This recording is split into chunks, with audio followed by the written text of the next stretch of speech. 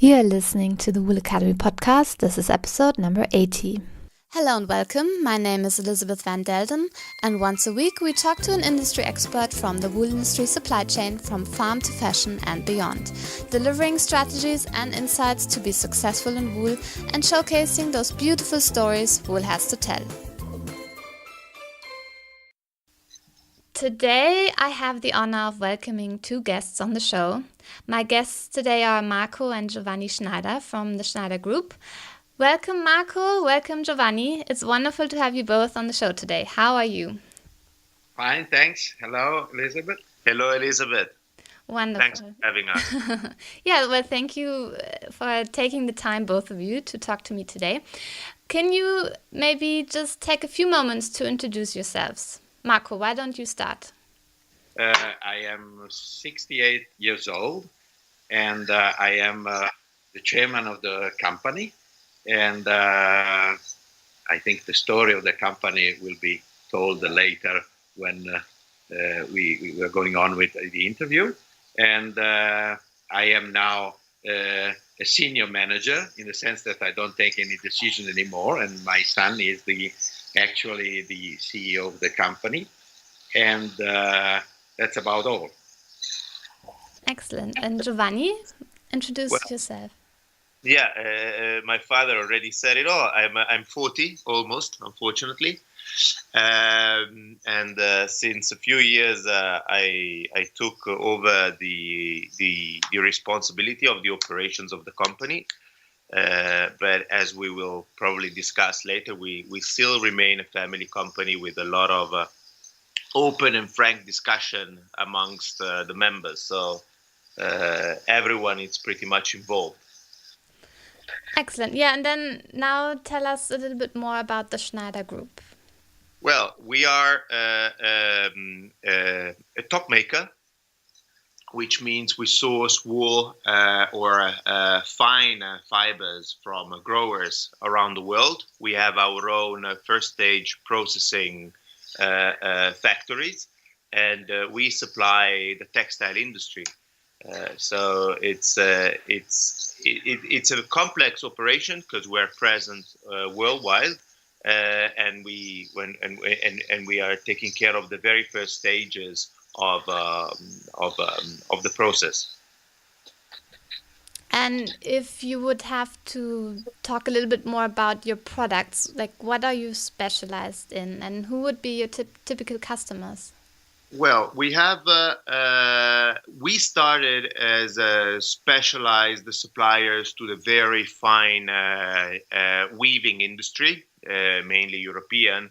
But then, as the group grew and the company evolved, we now work in different fields. We keep supplying, and our core business remains fine weaving.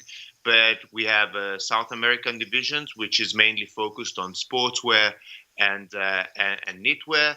We are also specialized on New Zealand carpet wool.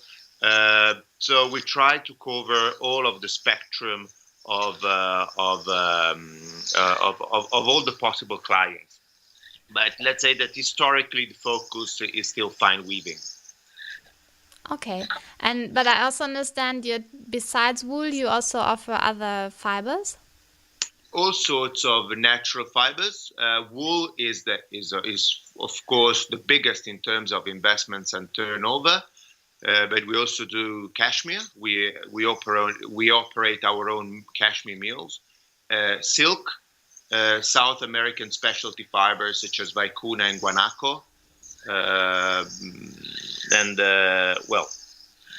that's basically it. Excellent. And so tell us a little bit about the history of the company and also how the family is involved in the business. I think this is my duty as I'm an old man. Okay, go for it. The company was started by my father in 1922.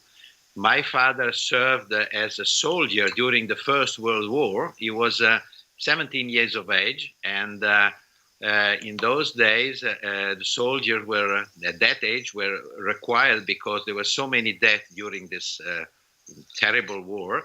that at the end of the war, the young people from school had to go and serve as soldier. And it was a terrible experience for my father. And at the end of the war, he decided he had enough about war and death and sad things, and he wanted to go the farthest place in the world. In those days, Australia was the farthest place in the world. He went there to forget about his terrible experience, and he worked for a company, a wool trading company. And then after a couple of years, he decided he was going to start his own activity by himself. In those days, the wool industry, the Australian wool industry, was very much connected with the English weavers, where most of the Australian wools were sold to. And so my father started the business just as a pure broker for international companies such as English or European, a lot of French company. Don't forget that our family is French origin, and he was connected with the French industry as well. And then Italy, of course. Italy came last, but soon became quite important in the fine end of the business. So the reason why our company, our main goal of our company, is to supply the finest and the most expensive material to the industry starts from the very beginning of the company, where the most specialized companies were the customer of our company. At the very beginning, as I said, the business was purely a brokerage business. My father was acting as a broker for the most important weavers and spinners in Europe. And then we became traders in the sense that there was an evolution in the company, in the structure of the business, and we started to buy wool on behalf of these companies and for trading purposes. And later on, in order to guarantee good service and good quality to the customers, we had to become an industry. In the sense that we had to purchase our own machine to process the wool for the first stage of the processing line. So this was about the story and the evolution of our company. And at what stage did you come into the company, Marco? I studied as an engineer because my father didn't want me to become to walk into the company, because in those days there was a great evolution in our business. We didn't have the machines, we didn't have the workers, so we were not industrials, we were just traders, and he was convinced that there was no future for us. And so, as I studied as an engineer, I started to like technical problems, and I decided I was joining the company with the purpose of transforming the company from just a pure trading company into a processing company, and that was in the late 70s.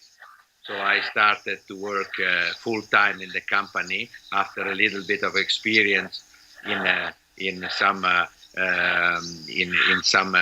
factory in the area. I started in the late 70s. And what did you recommend to your son Giovanni about entering the family business?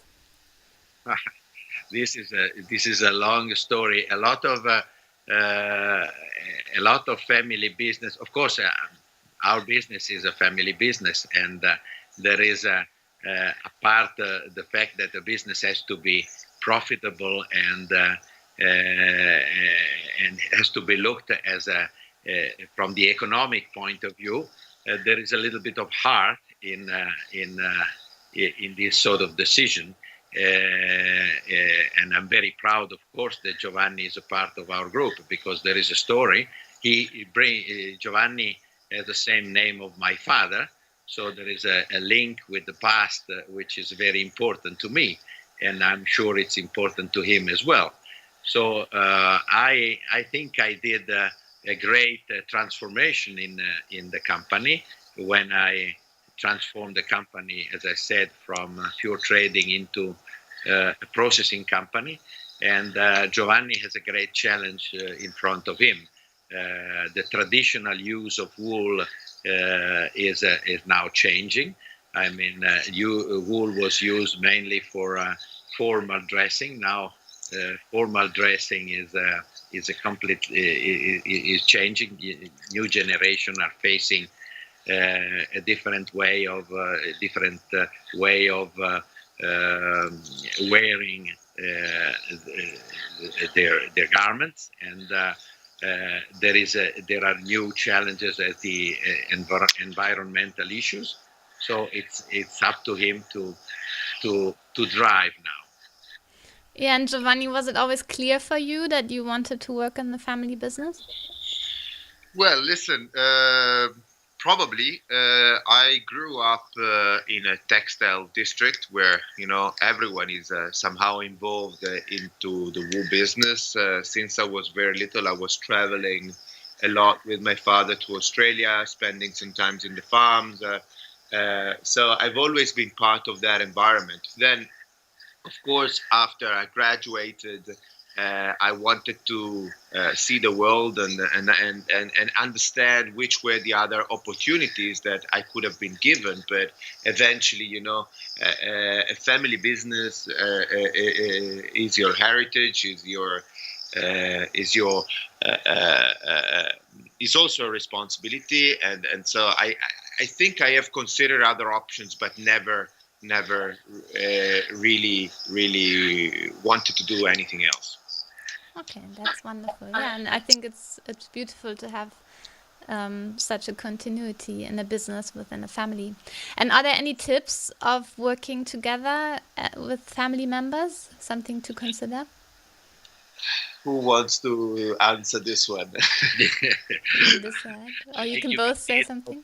Both sides. I mean, I'm of course very proud, and as I told you before, it has been a big effort from my side, but I did it with pleasure, in the sense that I left my son driving the company. There are no options. I mean, either you live to the following generation, and all the people in the company have the perception that the driving person is a different person. I mean, either I think things are getting quite complicated.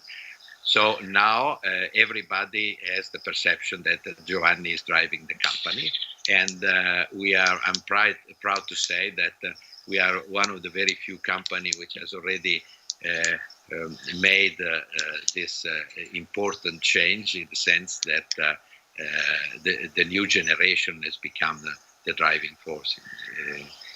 And this is a very difficult step, I can see, in many companies around us, and not all companies are able to doing it without great problems.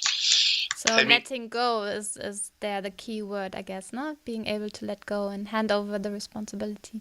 Well, it's we are not a large family. It's just me, my father, and my sister. So it was not very difficult to make the decision from the family perspective.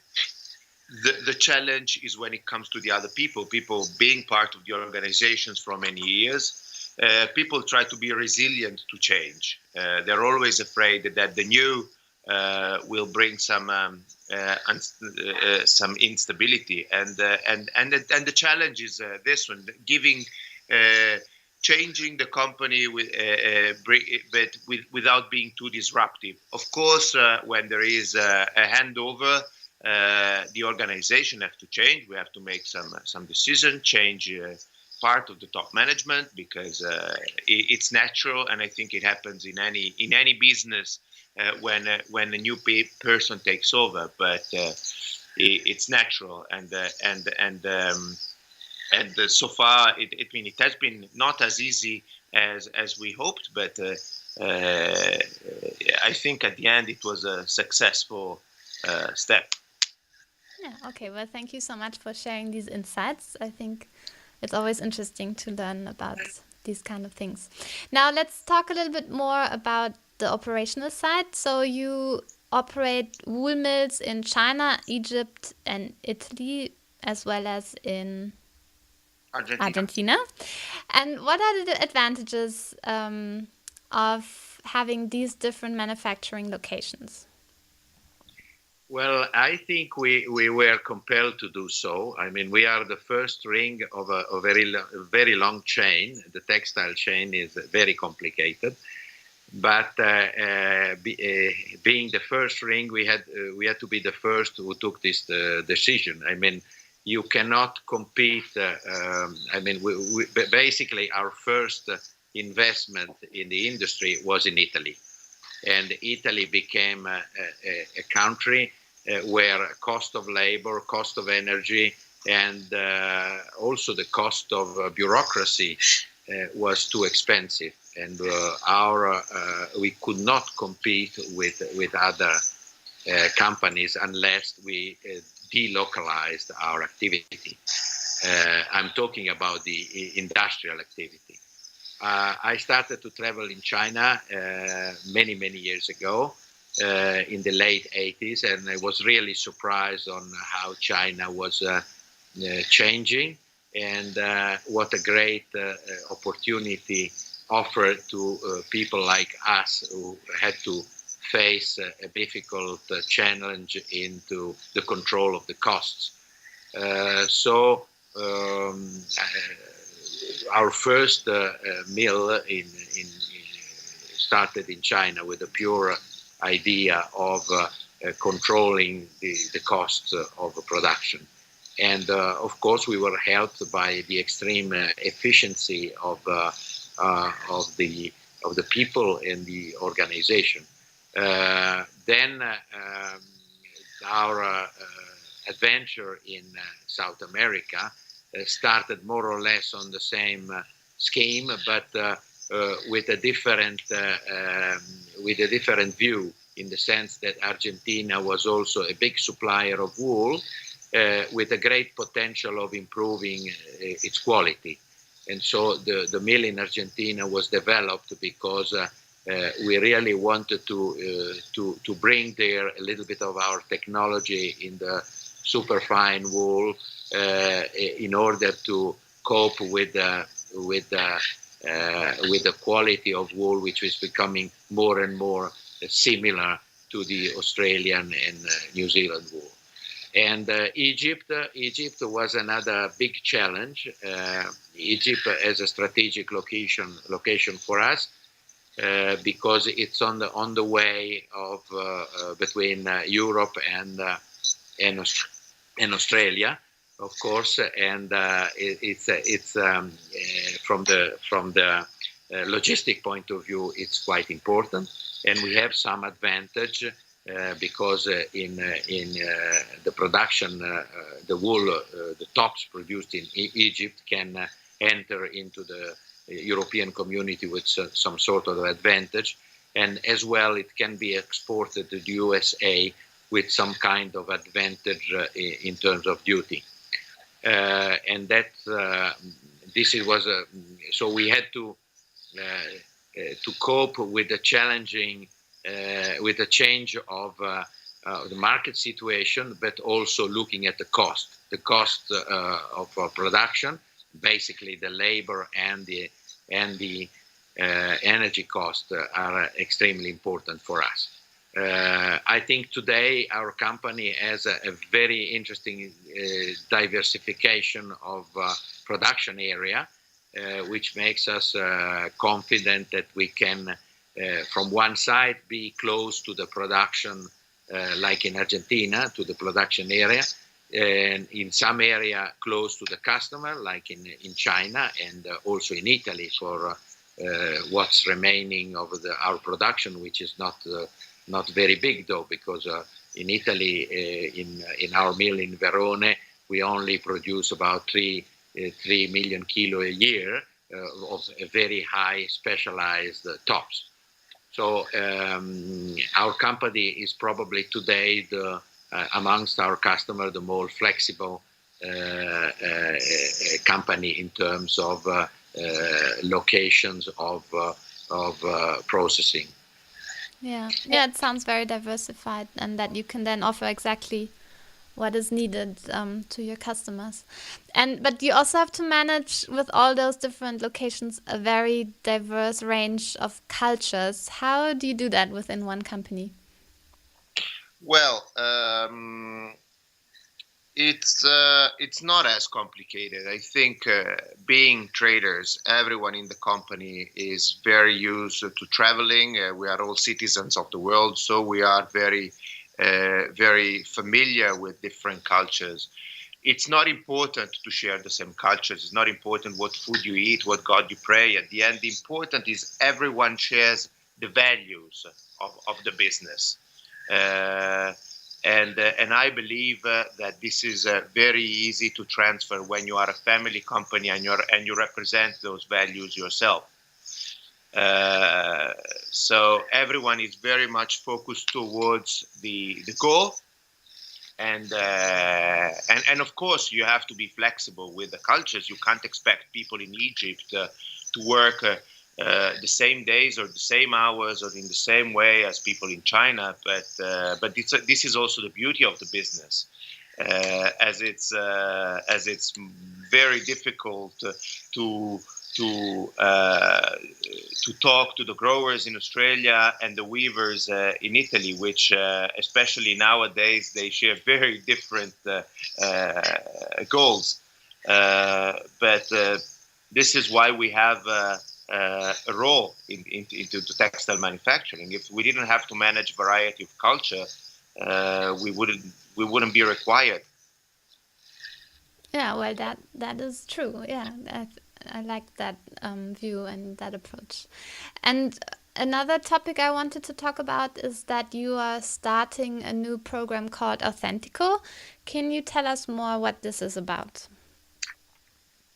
Well, Authentico, we're not starting a program Authentico, because Authentico started probably 20 years ago, probably before its time. It was a small project where we have tried to be as traceable as possible, and therefore we managed to sell some suits in Japan, giving full traceability of all the supply chain. As I said, it was before its time, because 20 years ago people were not very keen and interested on getting to know where the material was coming from. But we have been the very first one to offer traceability to our customers. Right now, there is a new request by especially the retailers to get to know as much as possible of the whole sourcing of the material they are using, because they are more interested about their reputation, but also because they want to tell a new, different story to their client. And of course, wool and cashmere, they represent beautiful stories to be told.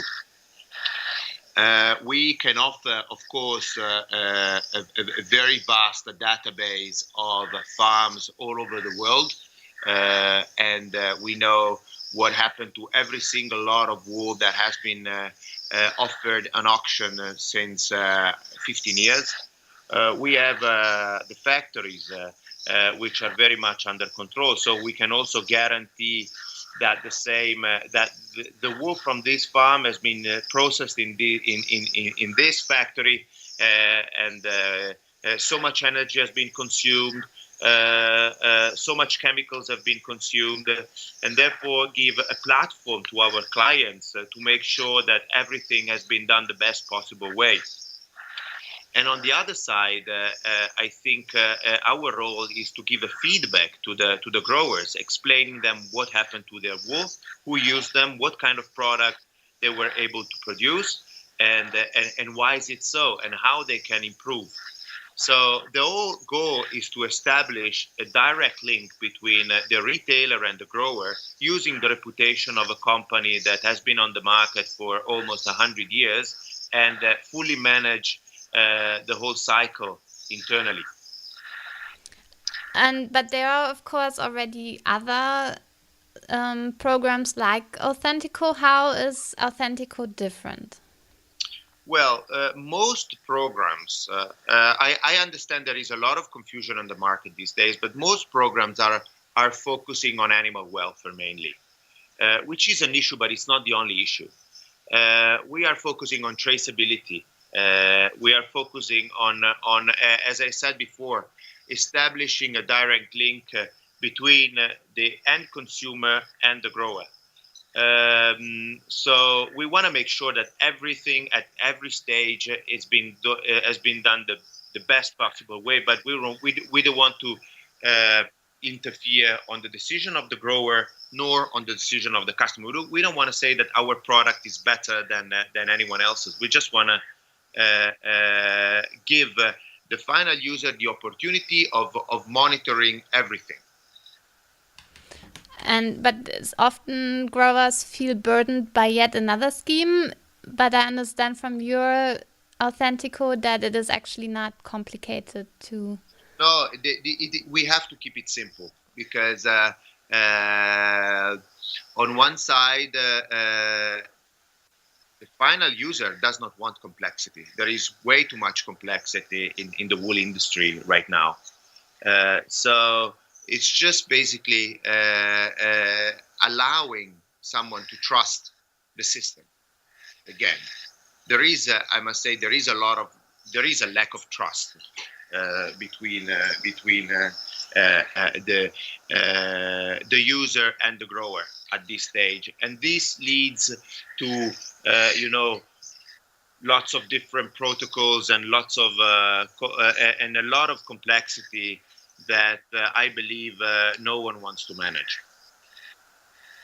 So our Authentico program is basically making sure that at farm level all regulations are followed, and but it does not stop only to the farm level. Most of the programs you might be aware of, they only care what happens on the farm without taking responsibility of what's happening next. So they might impose to the farmer to do everything in one certain way, but then the material and processed in a very inefficient or in a very polluting way. Whereas, for instance, our factories consume far less water than any other factory from our competitors. All of our chemicals are certified. We produce the electricity that we consume in some of our mills. We have water treatment facilities in every factory, and so this should be also taken part in the choice. I mean, when our customers decide to buy the wool from us rather than our competitors. So and this is not only on wool; it's on cashmere. It's on all the material that we do. Okay, so you're certifying yourself as well, and trying to comply to high standards within Authentico when it comes to your processing as well. We already asked. I mean, we have been doing a yearly social environmentally balance sheet since probably 10 years, where we declare all of the emissions and the consumptions, and we try to reduce them on a yearly basis, which is our goal. So, of course, I mean, it's just trying to improve a little by little to gain confidence of our clients. And, some of them are very keen on that. Okay, excellent. Well, thank you so much for explaining that. Now, before we come to an end, I'd like to ask you more of a question about your, experience of working in the wool industry. So both of you have traveled extensively to many foreign countries like Mongolia, Iran, and many countries in South America, and also some remote areas in China. So maybe tell us which country fascinated you the most and why. It's difficult to say. I mean, it's a very difficult question because all of the country have something interesting to see and to experience. Basically, I think since 3 generations, the adventure has always been a great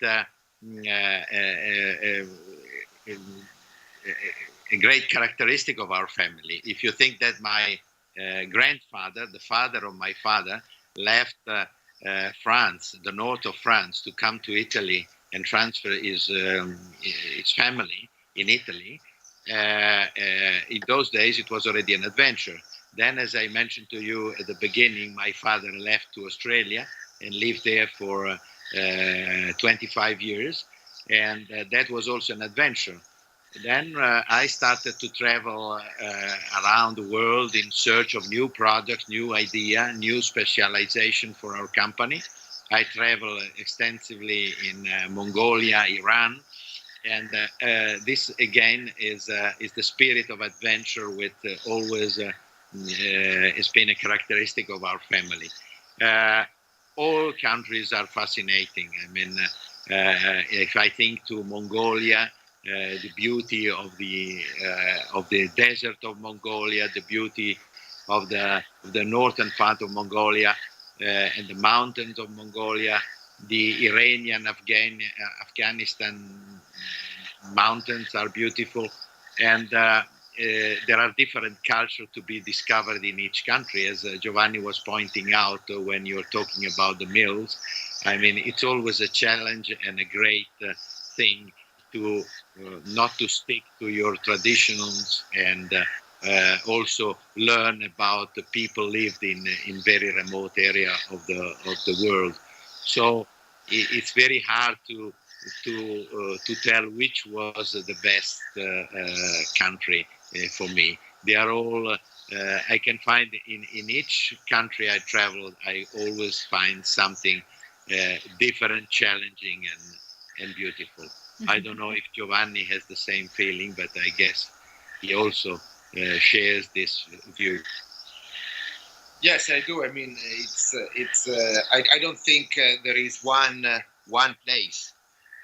The nature, of course, is beautiful in all of these countries that produce textile fibers. I'm also very much excited and challenged by the cultural changes in each one of them. For instance, I have lived a few years of my life in China, and I must say China is not a beautiful country, and everyone can agree on that. But it is fascinating how they managed to evolve culturally in such a small in such a short amount of time. And this is what fascinates me the most today. The Chinese people you get to know these days are very different from the same people that we met 10 years ago. Okay, well, thank you so much for sharing these thoughts. And yeah, it really shows that you traveled a lot and that you are adventurous by heart, and you can start businesses in all of these countries and make them successful. That's really fascinating. Well, thank you so much for your time. Where can our listeners find out more about the Schneider Group? Where should they go? Well, we are working on a new website. Of course, the website is always there, www.schneider.com, and they can get in contact with our company. They can subscribe to our newsletter when we give market information about all the materials that we deal with. But we are working on a new website that explains better the concept of Authentico, and we're also working on a blog, which hopefully we will be online soon. Okay, so there's lots of stories to tell, as I hear from today's interview. Well, thank you again. I really appreciate talking or being able to talk to both of you today, and I wish you continued success. Thank you very much, Elisabeth, and thank you for your time, and thank you for a very interesting question you posed to us. And thank you, Elisabeth, also from my side, and we'll see you in Hong Kong, I guess. Yes, at the IWTO Congress, yes. See you in Hong Kong. Okay, thanks, bye. Bye-bye, Elisabeth. Hopefully you enjoyed my interview with Marco and Giovanni Schneider. If you want to find out more about the Schneider Group, then head on over to the show notes at elisabethvandelden.com/080. Once again, elisabethvandelden.com/080. Also make sure you connect with me on Facebook, LinkedIn and Instagram. And thank you for listening. Talk to you again next week, and bye for now.